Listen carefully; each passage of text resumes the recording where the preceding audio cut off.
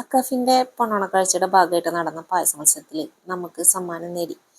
അപ്പോൾ അതിൻ്റെ റെസിപ്പി എല്ലാവരും ചോദിച്ചിട്ടുണ്ടായിരുന്നു. നമ്മൾ മധുരക്കിഴങ്ങ് വെച്ചിട്ടായിരുന്നു പായസം ഉണ്ടാക്കിയത് കേട്ടോ. വെറൈറ്റിയാണ്, ടേസ്റ്റിയാണ്, ഹെൽത്തിയാണ്. അപ്പോൾ നമുക്ക് ടേസ്റ്റ് ചെയ്താൽ പോലും അറിയില്ല ഇത് മധുരക്കിഴങ്ങാണ് എന്നുള്ളത്.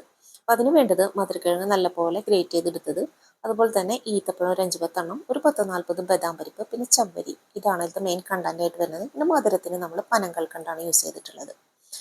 അപ്പോൾ ഈ ഈന്തപ്പഴവും അതുപോലെ തന്നെ ബദാം പരിപ്പും നമ്മുടെ ചവ്വരിയും കുറച്ച് നേരം ഒരു 2-3 മണിക്കൂർ വെള്ളത്തിലിട്ട് വെക്കണം. എങ്കിൽ മാത്രമാണ് നമുക്കൊന്ന് നല്ല സോഫ്റ്റായിട്ട് അടിച്ചെടുക്കാൻ പറ്റുള്ളൂ.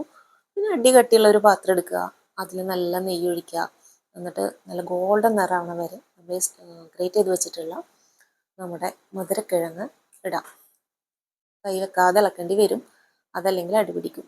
അപ്പോൾ നല്ല ഗോൾഡൻ നിറമായിട്ട് വരുമ്പോൾ നല്ല പശുവിൻ്റെ പാലാണ് നമ്മൾ ഒഴിച്ചു കൊടുക്കേണ്ടത്. അത് വരുമ്പോൾ അതിലേക്ക് ചവ്വരിയാണ് ചേർക്കേണ്ടത്. നല്ല പളുങ്കുമണി പോലെ വെന്ത് വരുമ്പോൾ നമുക്ക് അടുത്ത ഇൻഗ്രീഡിയൻസ് ചേർക്കണം. നമ്മൾ ഓൾറെഡി ബദാം വെള്ളത്തിൽ വെച്ചിട്ടുണ്ടായിരുന്നു, അത് നല്ലപോലെ അടിച്ചെടുക്കുക. അപ്പോൾ ഇവിടെ ചവ്വരി നല്ലപോലെ വെന്ത് വന്നിട്ടുണ്ട്. അപ്പം അതിലേക്ക് നമ്മുടെ ബദാം പരിപ്പ് അടിച്ചത് ചേർക്കുക. എന്നിട്ട് ഒരു തിള വരുമ്പോൾ, ഒന്ന് കുറുകി വരുമ്പോൾ നമുക്ക് ഫോളോഡ് ബൈ നമ്മുടെ നല്ല ജ്യൂസി ആയിട്ടുള്ള ഈന്തപ്പഴവും ചേർത്ത് കൊടുക്കണം. അപ്പോൾ ഈന്തപ്പഴം തിരഞ്ഞെടുക്കുമ്പോൾ എപ്പോഴും നല്ല ജ്യൂസി ആയിട്ടുള്ളതും നല്ലത് നോക്കിയിട്ട് വേണം തിരഞ്ഞെടുക്കാൻ, അല്ലെങ്കിൽ ടേസ്റ്റ് മാറും. ഇത് നല്ല മധുരമുള്ളതാണ്. അപ്പോൾ അതിനനുസരിച്ച് നമുക്ക് ഈ പനങ്കൽക്കണ്ടത്തിൻ്റെ അളവ് കുറച്ച് കുറക്കാൻ പറ്റും. അപ്പോൾ അത്യാവശ്യത്തിന് മധുരം ഈ നമ്മുടെ ഈന്തപ്പഴം ചേർത്തോട് കൂടിയിട്ട് കിട്ടിയിട്ടുണ്ടെന്ന് തന്നെ പറയാം. പിന്നെ വളരെ കുറച്ചാണ് നമുക്ക് ചേർക്കേണ്ടി വന്നുള്ളൂ.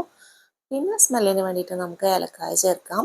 പിന്നെ ഡെക്കറേഷന് വേണ്ടിയിട്ട് നമ്മുടെ ബദാം പരിപ്പ് തന്നെ നല്ല സ്ലൈസ് ചെയ്തിട്ട് ഗോൾഡൻ നിറാവണ വരെ സോട്ട് ചെയ്തെടുക്കുക, എന്നിട്ട് അതിൽ ആഡ് ചെയ്യുക. അപ്പോൾ ഇങ്ങനെയായിരുന്നു നമ്മൾ ഡെക്കറേറ്റ് ചെയ്തിട്ടുണ്ടായിരുന്നത്. അപ്പോൾ നല്ലൊരു അഭിപ്രായം തന്നെയാണ് എല്ലാവരുടെ ഭാഗത്തു നിന്നും ടേസ്റ്റ് ചെയ്തിട്ട് കിട്ടിയത്.